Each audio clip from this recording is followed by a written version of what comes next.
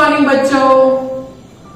तो હવે આપણે ચેપ્ટર નંબર 3 આજે પૂરું કરતા છીએ।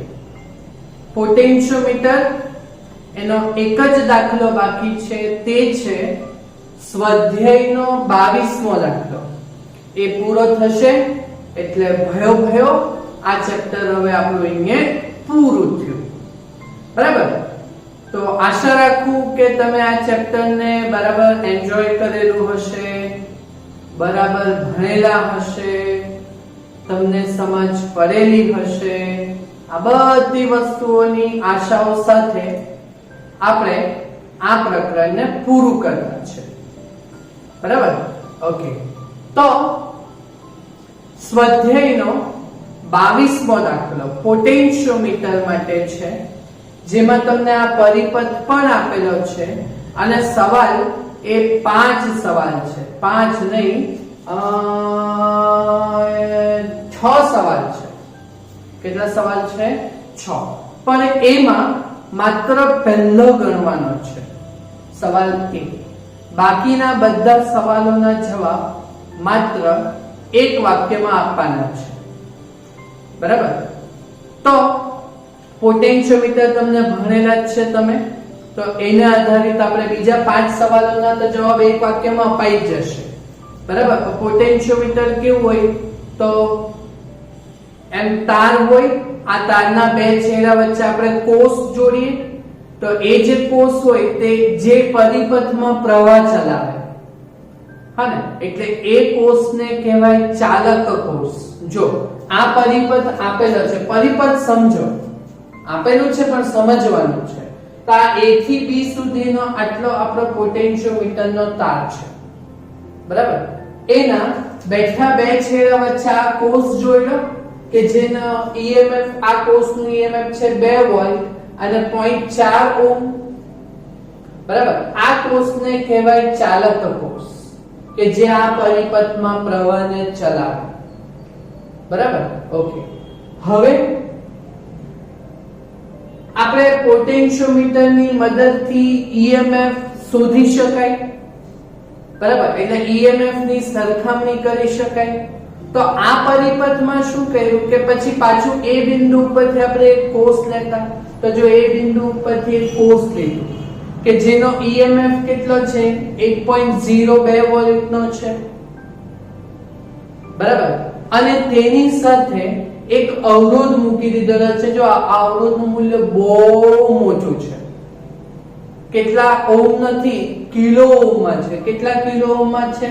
600 કિલો ઓહ્મમાં છે, જેની સાથે કળ મૂકી દીધી, બરાબર। તો આ કોષ જેનું આપણે EMF શોધીએ કે એના આપણે તટસ્થ બિંદુના આપણે રીડિંગ લઈએ, બરાબર। તો એ ગેલ્વેનોમીટર ઉપરથી જોકીકી ઉપરથી આ તાર ઉપર આપણે સ્લાઇડ કરાવીએ, બરાબર। તો પહેલા આ કોષ લીધેલો છે, બરાબર। તો A B C D E F એમ 5-6 સવાલ છે, બરાબર। પણ હવે રકમ બી જરાક સમજો કે દર્શાવેલ પોટેન્શિયોમીટર પરિપથ માટે ચાલક કોષ તો આ બધું પતી ગયું। હા, હવે પ્રમાણભૂત કોષ 1.02 વોલ્ટના EMF માટે તટસ્થ બિંદુ ક્યાં મળતું છે? 67.3 સેન્ટીમીટર અંતરે મળતું છે, બરાબર। એટલે પહેલા આટલા EMF વાળો કોષ લીધો, તે તટસ્થ બિંદુ 67.3 આગળ મળ્યું, બરાબર। હવે શું કર્યું તે જોજો। હવે એના સ્થાને, એટલે હવે આ કોષના સ્થાને 1.02 વોલ્ટનો હતો ને EMF વાળો, હા, એના સ્થાને બીજો અજ્ઞાત EMF E ધરાવતો કોષ લીધો, બરાબર। એટલે આની જગ્યાએ બીજો કોષ લીધો ત્યારે તટસ્થ બિંદુ ક્યાં મળ્યું? 82.3 સેન્ટીમીટર આગળ મળ્યું, બરાબર। તો પહેલા આટલા EMF વાળો કોષ હતો ત્યારે તટસ્થ બિંદુ 67.3 સેન્ટીમીટર અંતરે મળ્યું। પછી બીજો કોષ લીધો જેનું EMF E છે, જે આપણને નથી ખબર, હા, ત્યારે તટસ્થ બિંદુ 82.3 આગળ મળ્યું। તો પહેલા સવાલમાં શું કીધું? જે બીજો કોષ લીધો આની જગ્યાએ, તો એનું EMF શોધવાનું, બરાબર। ઓકે, તો આપણને ખબર જ છે કે પહેલા EMF હતું E1 બરાબર 1.02 વોલ્ટનું, આ કોષ, હા ને, ત્યારે તટસ્થ બિંદુ મળેલું હતું L1 બરાબર 67.3 સેન્ટીમીટર આગળ, બરાબર. ઓકે, પછી બીજો કોષનું EMF E2 બરાબર આપણને નહીં ખબર, આપણને નથી ખબર, તો એ E2 બરાબર E લીધેલું હતું EMF ધરાવતો, હા ને, તો એનું જ આપણે મૂલ્ય શોધવાનું છે. તો E2 બરાબર EMF E શોધવાનું છે આપણે, બરાબર. હા, તો આ કેસ માટે L2 તટસ્થ બિંદુનું અંતર કેટલું આપેલું છે? 82.3 સેન્ટીમીટર આપેલું છે, બરાબર. ઓકે, તો હવે આ EMF ની સરખામણી થશે, કરી નથી એવી.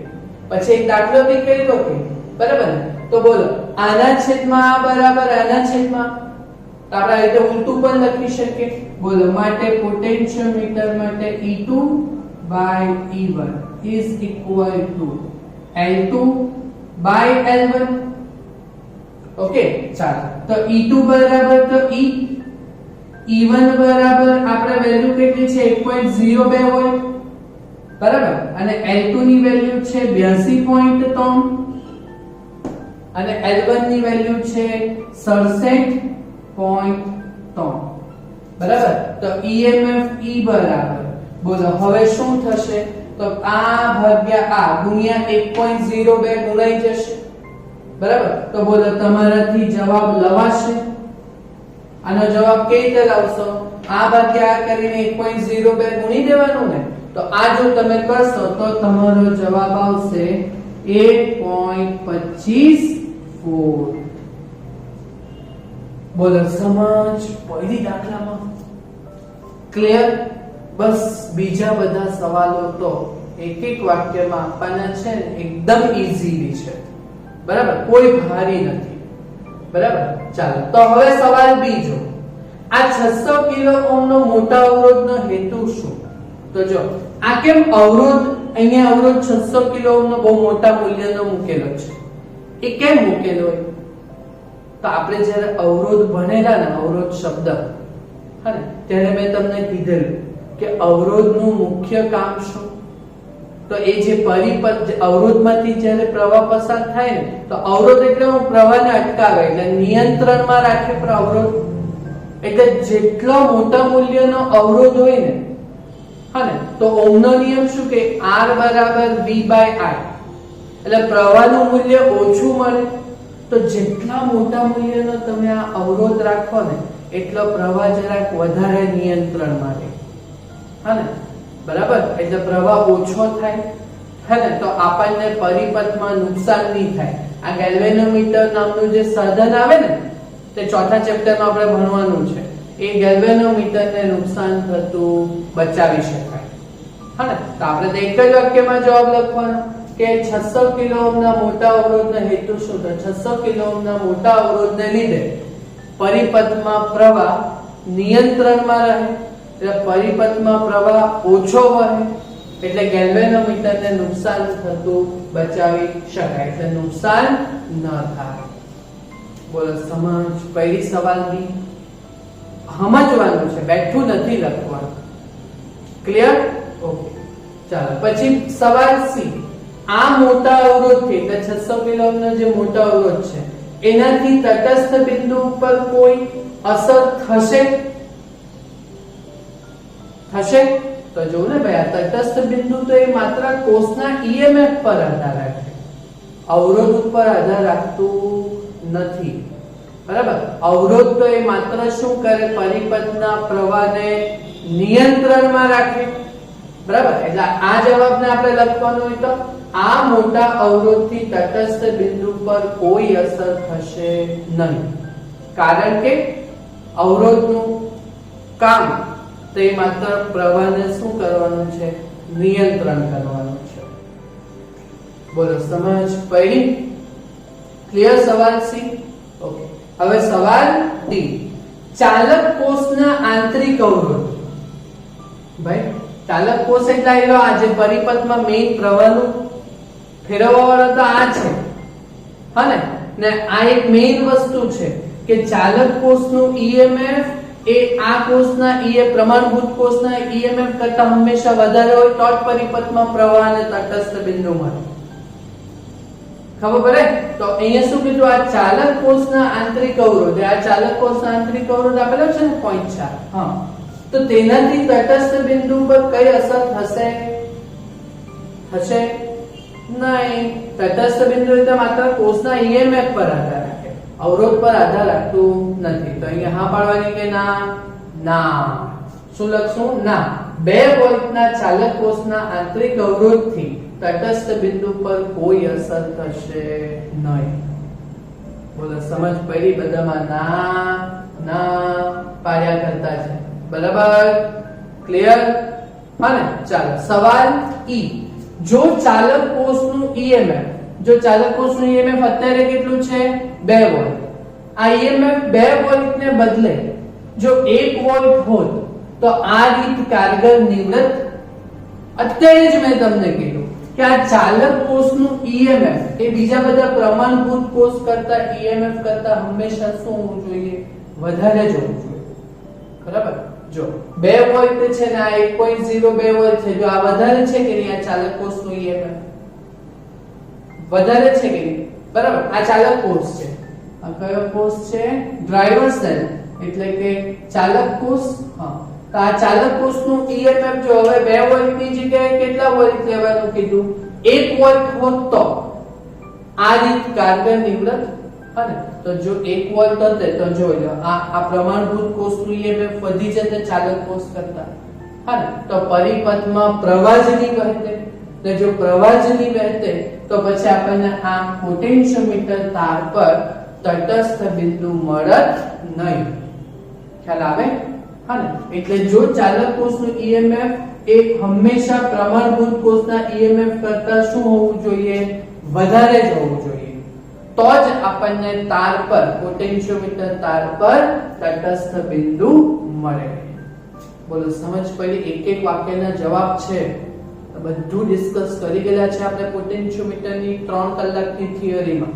3 લેક્ચર લીધા ને પોટેન્શિયોમીટર માટે. હા, તો બધું સમજતા ગયેલા છે આપણે. બરાબર? અને છેલ્લો 6થો સવાલ F. શું આ પરિપથની મદદથી ખૂબ જ નાના આ EMF 1 વોલ્ટના જેવા 0.5 વોલ્ટ વોલ્ટેજના ક્રમના આપણે EMF શોધ્યા, તો શું મિલીવોલ્ટના ક્રમના, ખૂબ જ નાના એટલે મિલીવોલ્ટ, હા ને? મિલી એટલે 10⁻³ વોલ્ટના.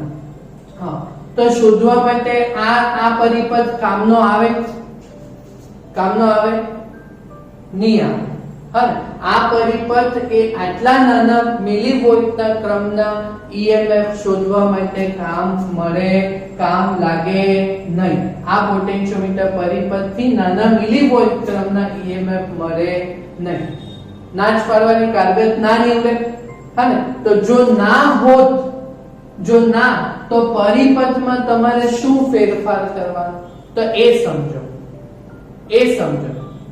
હું શું કહું? વોલ્ટેજ તમારે નાનામાં નાનો લેવાનો છે. હા, તો સમજો કે આ અહીંયા જે વોલ્ટેજ છે, બરાબર? તો આ વોલ્ટેજ તમને નાનામાં નાનો ક્યારે મળે? આ પોટેન્શિયોમીટર તાર, એના ઉપરના વોલ્ટેજ અને આના ઉપરના વોલ્ટેજ. બરાબર? હવે આના વોલ્ટેજ જે છે તે ઓછામાં ઓછા મૂકવાના. તો અહીંયા આ પોટેન્શિયોમીટર તારનો અવરોધ વધારેમાં વધારે રાખવાનો. તો જો તારના અવરોધ જો તમે વધારે હોય તો V બરાબર અહીંયા પ્રમાણે, R વધારે હોય તો તા વોલ્ટેજનો ડ્રોપ વધારે પડે. તો જો તમે અહીંયા ચાલક કોષમાં જેટલા અહીંયા ચાલક કોષનો વોલ્ટેજ છે, બરાબર, અહીંયા જો તમે એક એક્સ્ટ્રા અવરોધ મૂકી દો તારની સાથે, તો તા વોલ્ટેજ ડ્રોપ તમારો વધી જાય. તો આ કોષ પાસે EMF ઘટી જાય. બરાબર? તો જો મિલીવોલ્ટના ક્રમના EMF માપવા માટે આ પરિપથ કામનો નથી. હા ને? જો ના હોય તો શું કરવાનું? તો પછી શું કરવાનું કે આ AB તાર જે છે પોટેન્શિયોમીટરનો તાર, એની સાથે શ્રેણીમાં એક અવરોધ મૂકવાનો, મોટો અવરોધ. તો ત્યાં વોલ્ટેજ ડ્રોપ થાય. તો ત્યાં વોલ્ટેજ ડ્રોપને લીધે, હા ને, નાના મૂલ્યનો EMF તમે માપી શકો. બોલો વાતમાં ખ્યાલ આવ્યો? વાતમાં ખ્યાલ આવ્યો? સમજ પડી તમને? આ છેલ્લું પાછું સમજો. જો જેટલા તારનો મેં અવરોધ વધારો તો તારના બે છેડા વચ્ચે વોલ્ટેજ વધે, તો ઓટોમેટિક આ EMF ઘટે કે? સમજ પડે કે? વોલ્ટેજ એ બે ભાગમાં વિભાજિત થતું છે, તાર અને આ કોષ માટે, બરાબર? તો જેટલા તાર પર વોલ્ટેજ વધ્યા કરે તેટલા આ EMF માટેનો વોલ્ટેજ ઘટે, એટલે આ EMF નાનું એટલે મિલીવોલ્ટ ક્રમ સુધી પહોંચી શકાય. વાતમાં સમજ પડી? હા ને? તો આ 6 સવાલોનો જે દાખલો છે તે છે ઉદાહરણ નંબર 4. સવાલ અને પરિપથ તો આપેલો જ છે, બસ આપણે 6 સવાલોને વારાફરતી સોલ્વ કર્યા. જેમાં પહેલો સવાલ જ આપણને કરવાનો છે સોલ્યુશનમાં, બીજા બધા સવાલોના તો માત્ર એક વાક્યમાં આપણે જવાબ ક્લિયર કર્યા. સમજ પડી વાતમાં તમને? થશે ને? તો અહીંયા આપણે ચેપ્ટર નંબર 3 પૂરું કરતા છીએ, બરાબર? ઓકે. એક નાનું ઉર્જા વાળો ટોપિક છે કે તારમાંથી જ્યારે પ્રવાહ પસાર થાય તો તેના અવરોધના લીધે અમુક ઉર્જાનો વ્યય થાય, એટલે ઉર્જા એ પાવર.